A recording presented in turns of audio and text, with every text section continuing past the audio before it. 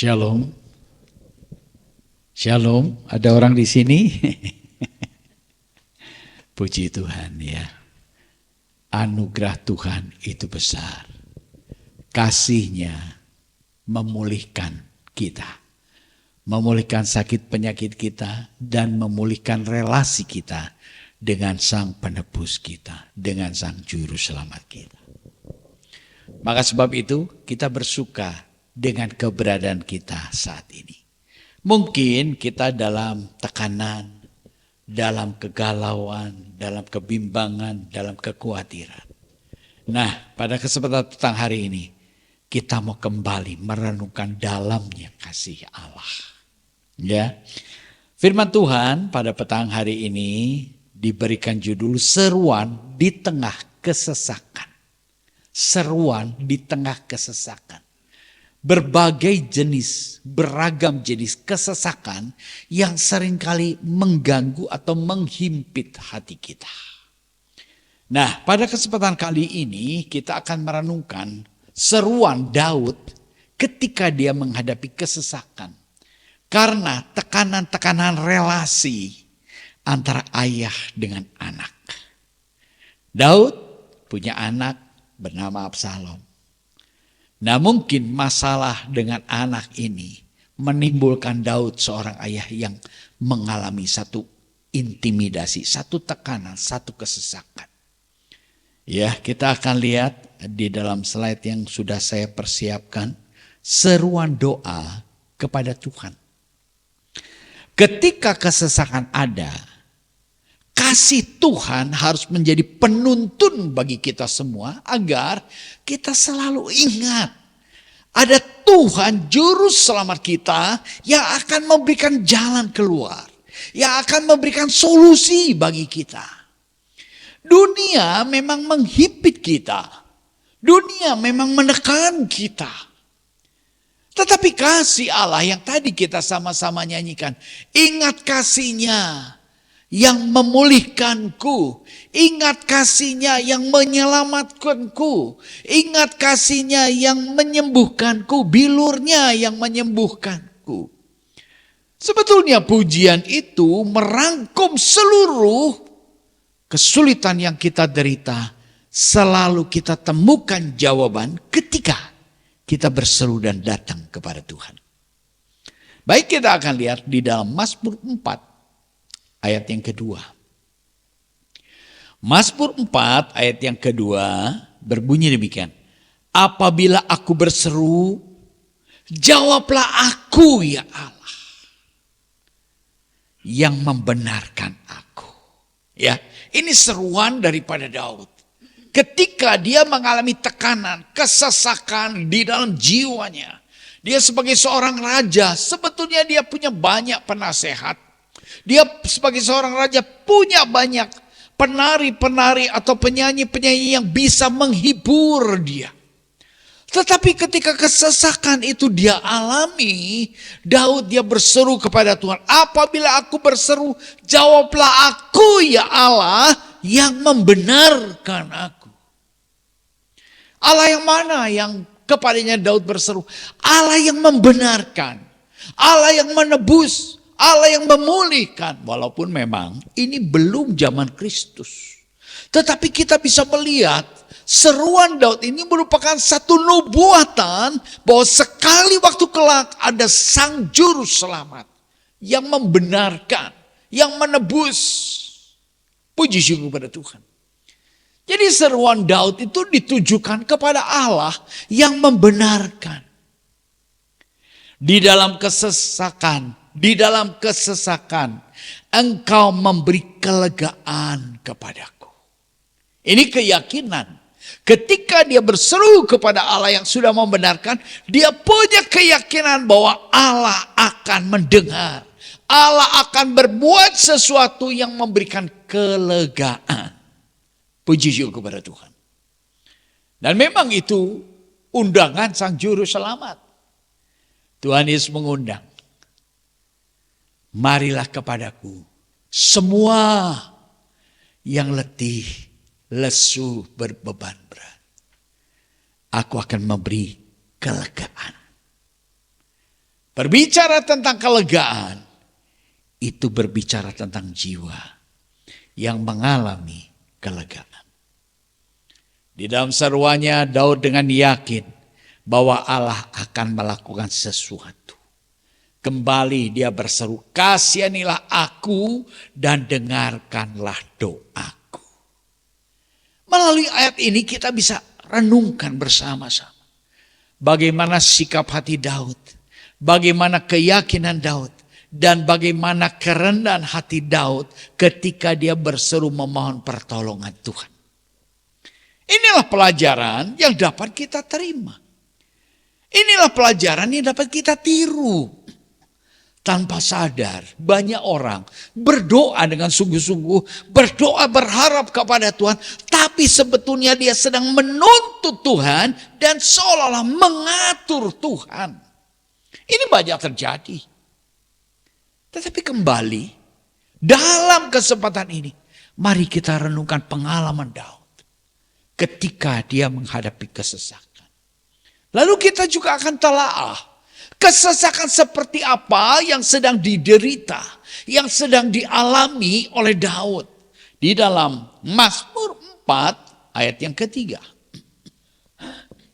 Mazmur 4 ayat yang ketiga dikatakan, hai orang-orang, berapa lama lagi kemuliaanku dinodai. Kemuliaanku dinodai. Hai orang-orang, berapa lama lagi kemuliaanku dinodai. Ini satu bentuk kesesakan yang membuat Daud merasa terintimidasi. Kenapa? Karena kemuliaannya dinodai. Karena harga dirinya tidak dianggap. Dan kemungkinan besar ini dilakukan oleh orang-orang di dekat Daud. Tadi saya katakan, Daud punya anak Absalom. Tetapi relasi antara Daud, ayah dengan Absalom itu tidak harmonis. Karena ada satu tindakan-tindakan yang dinilai kurang bijaksana dari pihak Absalom. Menilai bapaknya ini kurang bijaksana. Ini intimidasi yang dia alami. Hai orang-orang, berapa lama lagi kemuliaanku dinodai. Jadi harga dirinya dilecehkan. Status sebagai raja tidak dihormati dan dihargai. Bukan berarti Daud gila hormat, tidak. Tetapi karena di dalam ayat yang kedua kita bisa mengenal betul. Daud ini memiliki pribadi yang lemah lembut. Dia berseru kepada Tuhan. Dan di dalam ayat yang ketiga ini dikatakan jenis kesesakan yang dialami. Pertama, harga dirinya, kemuliaannya dinodai. Berapa lama lagi kamu mencintai yang sia-sia dan mencari kebohongan? Ini kembali jenis kesesakan yang dialami. Ada orang-orang di sekitarnya yang merongrong hal-hal yang bersifat materi yang dimiliki oleh Daud.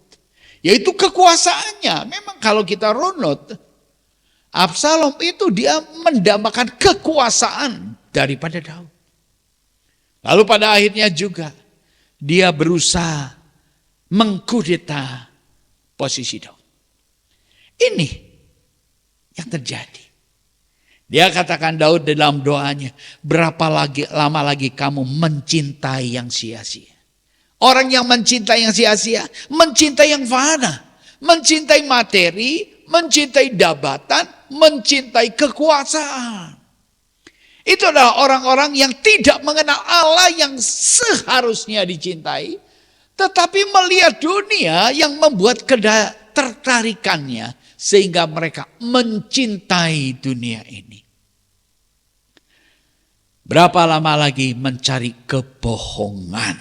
Nah, ya ini merupakan kesesakan yang timbul. Yang dialami oleh Daud. Kita perlu merenungkan bagian ini.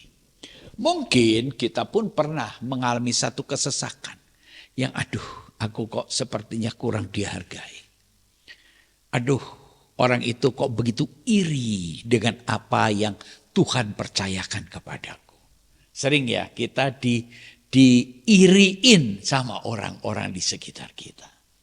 Seringkali kita ini dilecehkan atau dihina atau direndahkan atau diperlakukan sikap yang tidak dihargai. Ini menjadi satu pergumulan dan kesesakan. Sering bahkan kita pun dikata-katai sesuatu yang tidak benar, difitnah. Nah, ini yang sering kali terjadi. Nah, jenis ketika Daud menghadapi posisi tekanan kesesakan yang seperti demikian, dia katakan terhadap dirinya di dalam ayat yang kelima. Dikatakan, biarlah kamu marah, tetapi jangan berbuat dosa. Berkata-katalah dalam hatimu, di tempat tidurmu, tetapi tetaplah diam. Nah ini, ketika Daud menghadapi hal yang demikian, dia berkata terhadap dirinya, hei jiwaku, engkau marah, engkau gelisah, tetapi jaga, jangan berdosa. Sebab apa? Allah sudah membenarkan engkau. Ya, manusiawi. Kita hidup di dalam dunia tidak lepas dari gangguan, intimidasi, pergumulan, permasalahan yang ada di dalam kehidupan kita. Kesesakan yang Daud alami ini adalah kesesakan, sengketa atau konflik di dalam keluarga. Sebagai seorang ayah, dia tidak bisa banyak berbicara. Jengkelnya minta ampun. Rasanya mau melakukan sesuatu. Dia berkata kepada dirinya sendiri, jangan kamu marah. Jangan berbuat dosa. Untuk menahan kemarahan, ini tidak mudah. Pasti, ini tidak mudah. Ya. Ini merupakan satu pergumulan. Tetapi sebetulnya untuk menahan agar kita tidak marah, Tuhan sudah fasilitasi dengan satu kekuatan. Yaitu penolong lain. Yaitu Roh Kudus. Nah ini sukacita kita. Sebagai umat Kristiani. Pengikut Kristus. Tuhan memperlengkapi kita. Dia mati, bangkit, naik ke surga, mengirimkan penolong yang lain yaitu Roh Kudus. Dia tidak membiarkan kita yatim piatu. Tetapi dia mendampingi kita. Menyertai kita. Sehingga kita bisa menjaga hati. Boleh marah tapi jangan berbuat dosa. Jadi artinya, waduh ini berani memikul beban kesesakan tetapi tetap bertahan. Berkata-katalah dalam hatimu di tempat tidurmu. Jadi ini seringkali juga ketika malam hari kita tidak bisa tidur. Karena kita jengkel itu orang adul. Ketika kita jengkel itu anak kita begitu. Ketika kita jengkel kita diperlakukan tidak adil atau kita tersinggung. Seringkali ketika kita terbaring di tempat tidur bukan. Ini yang membuat salah satu kesesakan yang membuat kita tidur pun susah. Ya, Ibu Bapak Saudara terkasih, ini menjadi perenungan untuk aplikasi kehidupan kita.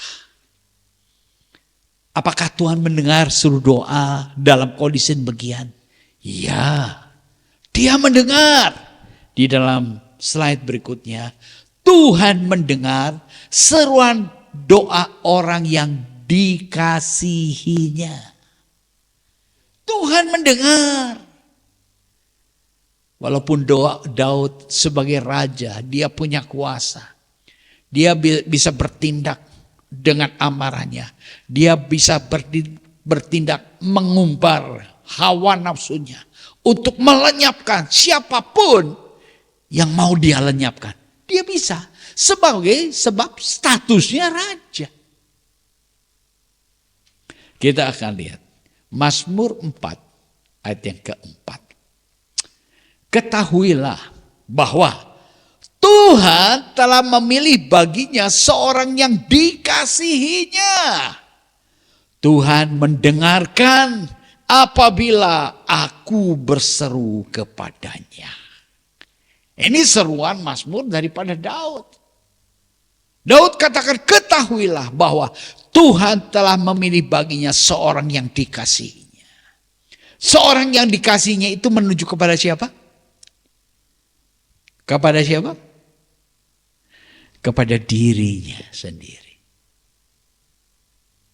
Sebab Tuhan mendengar apabila aku berseru kepadanya.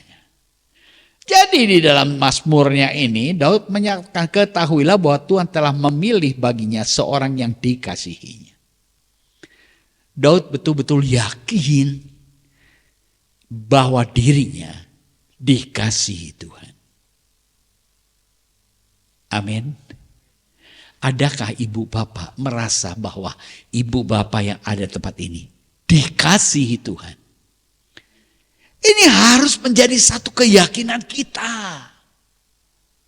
Kalau kita merasa diri kita dikasihi Tuhan melalui karya salibnya, maka pujian kita kepada Tuhan itu bukan hanya lip service. Bukan hanya pujian di mulut, tetapi pujian yang keluar dari dalam hati.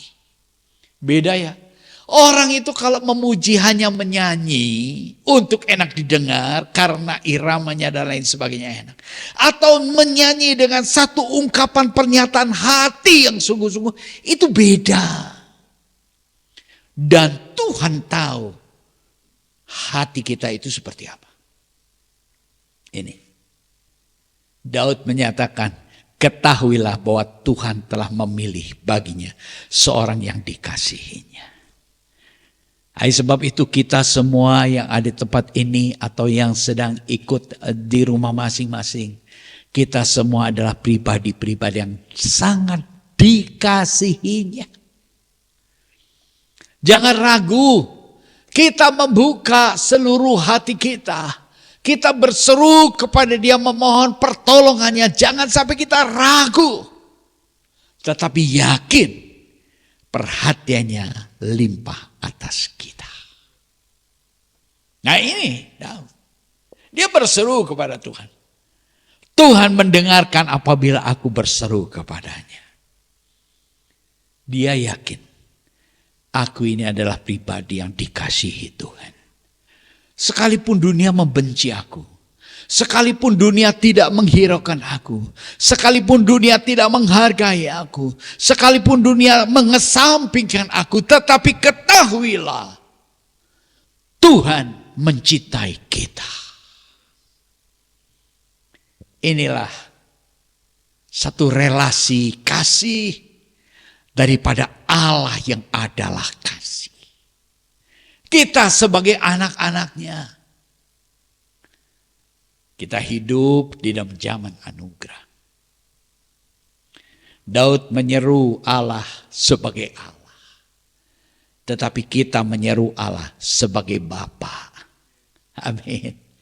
Begitu dekatnya kita dengan Dia. Apapun pergumulan kita, jangan kita lari keluar, menjauh daripada Tuhan. Tetapi mari kita datang kepada Tuhan. Nyatakan apa permasalahanmu.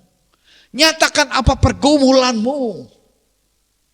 Dia sangat mengasihi kita. Kalau kita merasa bahwa Dia mengasihi kita, maka kita selalu ingin melakukan sesuatu yang terbaik buat Dia. Di dalam Mazmur 4 ayat yang ke-6. Persembahkanlah korban yang benar dan percayalah kepadanya. Ini berbicara tentang persembahan. Beda ya. Orang kalau mengasihi seseorang, persembahannya, pemberiannya itu dengan ketulus ikhlasan. Mungkin nilainya tidak seberapa, tapi bentuk ketulus ikhlasan itu dapat kita rasakan. Ya, dulu, dulu ya, sudah lama tidak pergi ke Jalan Dago. Ya, kalau dulu di Jalan Dago itu sore-sore malam minggu suka ada jual kembang, ya kan? Karena saya pacaran nggak pernah kasih kembang ya waktu dulu. Jadi saya nggak ngerti jual kembang memang mau ke kuburan. Tetapi itu mereka membeli kembang untuk dibawa kepada kekasihnya, kan malam minggu gitu ya ceritanya. Itu simbol-simbol rasa sayang kepada kekasihnya, ingin memberi sesuatu. Tetapi berinya di Jalan Dago dengan uang receh. Ibu bapak saudara terkasih, kalau kita merasa bahwa Tuhan begitu dekat dan mengasihi kita, mari kita persembahkan sesuatu yang benar. Persembahkan sesuatu yang berkenan. Rasul Paulus dia katakan, persembahkanlah hidupmu sebagai persembahan yang kudus dan berkenan di hadapan Tuhan. Itulah ibadahmu yang sejati. Oh, itu Rasul Paulus punya pemahaman demikian luar biasa. Sebelum dia berjumpa dengan Yesus, siapakah Paulus? Dia adalah Saulus. Dia adalah penganiaya, pengikut Kristus. Tetapi setelah perjumpaannya dengan Yesus Kristus, satu paradigma perubahan besar terjadi dalam pola pikirnya.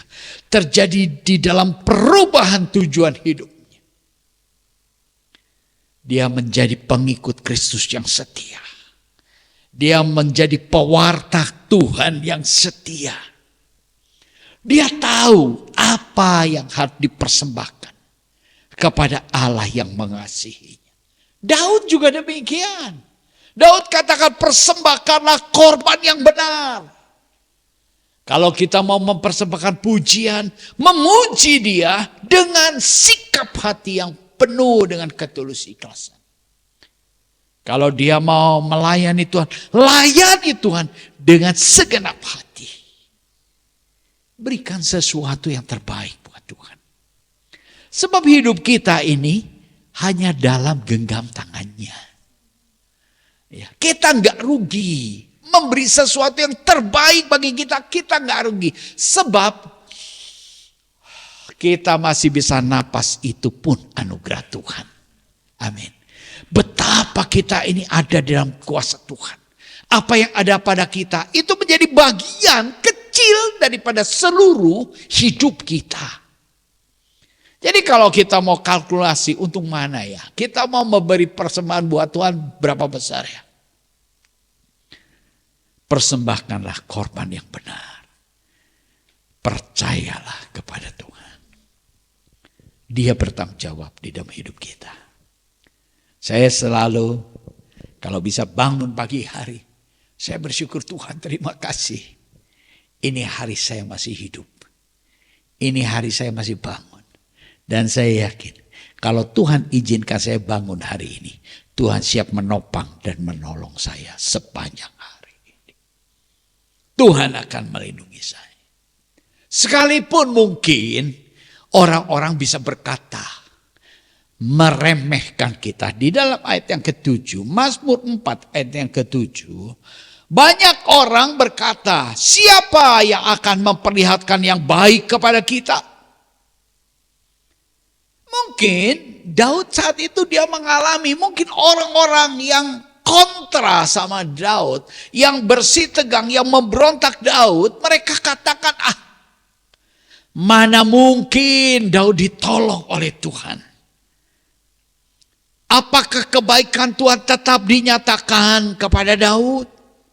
Itu mungkin saja orang bisa berpikir demikian. Biarlah cahaya wajahmu menyinari kami. Dia tetap memohon. Sekalipun orang di sekitarnya melihat, sudah tidak ada Allah penolong bagi Daud. Daud sudah tersudut. Daud sudah terhimpit. Kekuatan daripada orang yang memberontak kepada Daud sudah begitu kuat. dalam perhitungan sang pemberontak itu. Ya, bisa saja ibu bapak saudara terkasih. Seorang anak yang memberontak terhadap ayahnya. Seorang anak yang mau melawan ayahnya. Seorang anak yang mau menyingkirkan ayahnya. Dan memang ini banyak terjadi. Dengan perlakuannya yang betul-betul membuat malu nama keluarga. Itu bisa terjadi. Tetapi tetaplah rendah hati, berserulah kepada Tuhan. Dan memohon, biarlah cahaya wajah-Mu menyinari kami ya Tuhan. Cahaya wajah-Mu. Artinya ketika kita menghadapi pergumulan seberat dan sesulit apapun, kita tetap datang mencari wajah-Nya. Sehingga kita dapat merasakan cahaya wajah Tuhan menyinari kita. Dulu ada ya lagu pujian tuh. Ku cari wajah-Mu, temukan hati-Mu. Kau bukan Tuhan yang jauh dariku. Sudah lama kita tidak menyanyi lagu itu. Kalau setiap nyanyian kita renungkan, kita fikirkan, kita dengan sehati memuji Tuhan. Saya yakin setiap syair lagu itu membangkitkan iman kita. Sebagaimana pernyataan Daud. Biarlah cahaya wajah-Mu menyinari kami. Ini permohonannya. Dia tidak memohon Tuhan halaukan itu orang-orang yang memberontakku. Singkirkan itu mereka semua. Tetapi Daud berseru untuk makin melekat dan dekat kepada Tuhan. Tuhan mendengar seruan doa orang yang dikasihinya. Lalu kita akan lihat satu bagian yang terakhir. Tuhan menjawab seruan doa kita. Ya, berseru, Tuhan mendengar, dan Tuhan menjawab. Puji syukur kepada Tuhan. Di dalam slide berikutnya, Tuhan menjawab seruan doa kita. Mazmur 4 ayat yang ke-8. Engkau telah memberikan sukacita kepadaku. Lebih banyak daripada mereka ketika mereka berkelimpahan gandum dan anggur. Tuhan menjawab. Tuhan memberikan apa? Sukacita. Haleluya. Sukacita yang Tuhan berikan. Bukankah masalahnya kesesakan? Bukan masalahnya himpitan. Bukan masalahnya ketertekanan di dalam jiwa ini. Tuhan menjawab. Engkau telah memberikan kepadaku sukacita. Sukacitanya seperti apa? Nih Daud katakan. Lebih banyak daripada mereka ketika mereka berkelimpahan gandum dan anggur. Orang yang berkelimpahan gandum dan anggurnya. Orang yang berkelimpahan secara materi. Orang yang berkelimpahan secara anggur. Anggur itu melambangkan pemuas diri. Rasanya mereka yang berkelimpahan dengan harta, dengan pangkat, dengan jabatan. Rasanya puas. Sukacita mereka bisa mungkin mereka peroleh itu. Tetapi Daud mau menerangkan sukacita mereka itu seperti itu. Namun Tuhan memberikan kepadaku sukacita yang melebihi semuanya itu. Nah inilah sukacita yang Tuhan berikan. Sekali waktu saya memang pernah bicara sama istri, aduh malam ini saya rasanya sedih sekali. Saya rasanya aduh gak pengen tidur, pengennya ngobrol. Lalu istri saya udah ngantuk, Pi jangan ngomong aja. Iya betul, ada kesesakan. Tapi saya pun gak jelas ini kesesakannya apa. Bangun besok pagi, saya juga bilang sama istri saya, ini hari saya rasanya kok sukacita sekali. Antusias sekali, semangat sekali. Kenapa ya? Udah Tuhan berkati dengan damai sejahtera sukacita, masih tanya lagi kenapa ya? Itulah manusia. Tetapi itu pernah saya alami. Hari-hari ini. Kamis malam, saya bicara ini kok, aduh saya rasanya berat sekali. Udah jangan tidur, kita ngobrol. Tapi sisa jangan ngomong aja. Berarti saya mesti ngomong sama Tuhan. Saya bicara sama Tuhan, aku sedang begini. Besoknya bangun pagi-pagi ada kesegaran baru. Hari Jumat pagi itu segera saya kok senang sekali ini, antusias sekali hari ini. Kenapa ya? Puji syukur pada Tuhan. Itu bisa. Mungkin Tuhan persiapkan untuk saya memahami Mazmur 4 ini. Seruan doa kepada Tuhan. Perenungan ini baca berulang-ulang naon ieu teh. Tetapi ketika kita minta Tuhan tuntun, aku mengerti. Apa sih yang dimazmurkan Daud? Kita dapat renungkan bersama pada petang hari ini. Engkau telah memberi sukacita kepadaku. Sukacitanya melebihi sukacita mereka yang hidup dalam kelimpahan. Di dalam ayat yang ke-9 dikatakan, dengan tenteram aku mau membaringkan diri, lalu segera tidur. Dengan tenteram aku mau membaringkan diri, lalu segera tidur. Ini damai sejahtera. Ini ketenangan. Maka kita dapat memahami. Ketika Daud berkata, hanya dekat kepada Allah, aku tenang. Kita perlu ketenangan. Kita semua perlu kedekatan dengan Tuhan. Di depan masalah besar sedang menghadang. Sering saya katakan, beberapa waktu yang lalu kita digoncang, dunia digoncang oleh pandemi. Iya kan ya? 5 tahun kurang lebih. Mulai tahun Maret awal 20 itu pandemi menggoncang dunia. Banyak orang gentar, banyak orang takut. Lockdown, tidak berani keluar rumah, cicing wae di imah.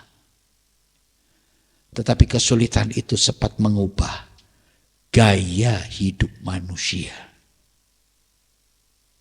Maka ada ibadah online, begitu kan? Lahirnya kapan dan dari mana? Ya itu dari waktu pandemi.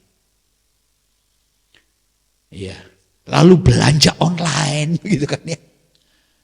Wah, mal-mal ditutup begitu. Itu kesulitan besar terjadi karena goncangan virus, sakit, penyakit. Lalu sekarang kita diperhadapkan dengan satu kegoncangan baru. Kalau disebut baru ya tidak baru. Perangnya di Timur Tengah, dampaknya menggoncang dunia. Menggoncang apa? Ekonomi. Ini yang sedang terjadi. Ini seringkali membuat kita gentar dan sesak. Aduh bagaimana menghadapi semuanya ini. Ekonomi dalam kesulitan. Ya, kita bersyukur. Di mana negara-negara tetangga, negara-negara yang mengalami ya bahan bakar itu melambung tinggi. Tetapi memang ada bagian di negara kita itu masih ada subsidi pemerintah untuk bahan bakar yang tertentu. Sehingga tidak terjadi lonjakan. Khususnya biosolar itu untuk mengangkut transportasi. Kentang dari Pangalengan sampai ke pasar Caringin itu kan tengah gorolong sorangan. Tidak datang sendiri. Itu tuh diangkut pakai biosolar.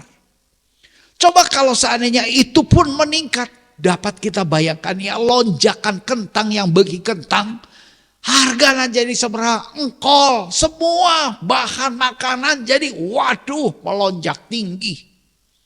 Kalau kita melihat demikian, apa gelombang berikutnya ketika ekonomi diterpa?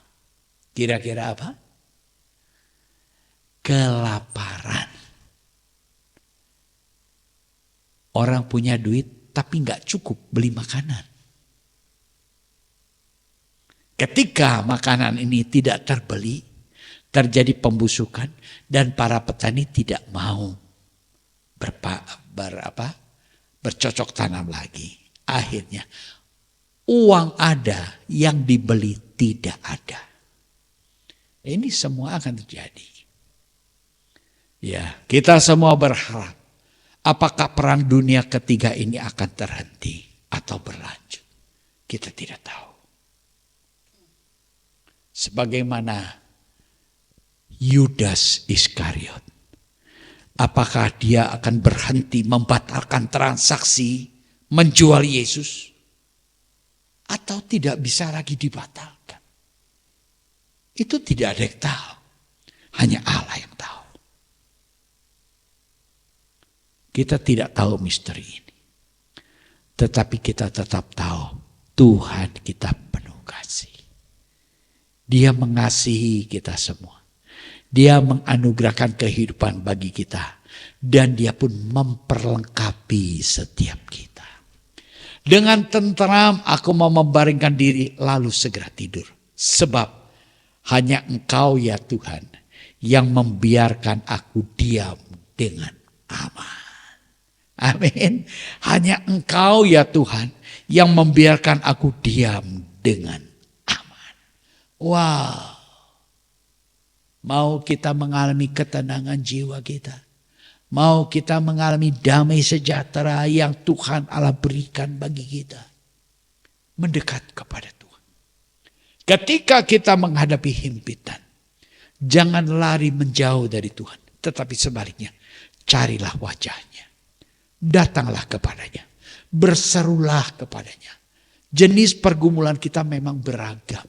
Tetapi kita hadir di tempat ini. Terhimpun tempat ini.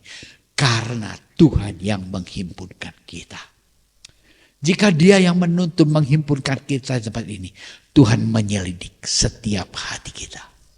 Pergumulan apa yang sedang kita hadapi. Nyatakan.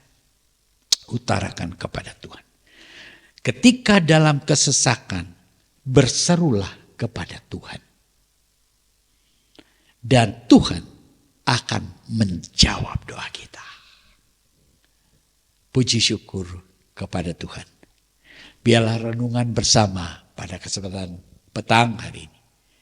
Menjadi berkat, kekuatan, sukacita bagi kita semua.